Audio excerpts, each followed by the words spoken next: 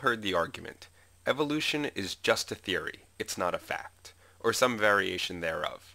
Unfortunately, making such a claim exposes you as profoundly ignorant of biology, evolution, and science in general, as that statement is wrong for two reasons. First, it shows that not only do you not know what the theory of evolution is, which should be enough to stop anyone from arguing against it until they've at least read a textbook or two, but second, you don't even know what the words theory and fact mean. So what do the words theory and fact mean? Well, a scientific fact is generally a verifiable observation, such as what just happened, and this is roughly the same as the common usage of the word fact. A scientific theory is an idea that explains all relevant facts. Essentially, how did something happen? But this usage is almost the diametric opposite of the common usage where theory is synonymous with guess. Theories are ideas that explain facts. Therefore, theories cannot be facts. Arguing that evolution is a theory, not a fact, is like arguing this is a book, not a word, or this is a parking garage, not a car. It's silly because it shows you don't even know what the words you're arguing against even mean. One of the biggest problems people have with the theory of evolution is understanding the scientific meaning of the word theory. The concept that one word can apparently have more than one meaning is clearly alien to many creationists. So to help them out, I've arranged a little exercise geared specifically for those who are proficient in English. I will read a sentence aloud, and you will try to guess what I mean. Okay, sentence 1. That girl is very hot. Now, do I mean A, that girl has a very high temperature, or B, that girl is attractive? Sentence 2.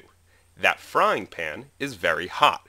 Now, do I mean A, that frying pan has a very high temperature, or B, that frying pan is attractive? I'm pretty sure everyone said B for sentence 1 and A for sentence 2. As we all learned as far back as elementary school, that words can have multiple meanings, and we must use the context of the sentence to figure out which meaning is most appropriate. So with that in mind, let's try another example. If I say all the kids in the class had their own theory of who stole the exam, versus after many years of work, Dr. Smith had formulated a theory to explain the thousands of relevant scientific studies, it's pretty clear that the word theory is being used in two different ways. In the first sentence, it's being used according to its colloquial definition, which is synonymous with the word guess. All the kids had their own guess as to who stole the exam. While in the second sentence, it's being used according to its scientific definition. Dr. Smith's theory is supported by thousands of facts and refuted by none. It is therefore far from a guess. Is it really that hard of a concept? When discussing science, you use the scientific definition of the word theory. When discussing an everyday event, you use the common usage of the word theory. Arguing that evolution is just a theory shows that you don't even understand the scientific meaning of the word theory, let alone what the theory of evolution is. Arguing from ignorance is intellectually dishonest. I would like to add that I've actually had some creationists argue that when Darwin first proposed the theory of evolution, the word theory only meant a guess, and it was later that scientists, realizing the weakness of their idea, changed the meaning of the word theory to give evolution more credence. I'm sorry, some people may be ignorant and others willfully so, but making such an argument puts you in a class apart from all others. Now to the second half of the quote. It's not a fact. Well, as we saw earlier, a scientific fact is a verifiable observation. So, has evolution been observed? Absolutely.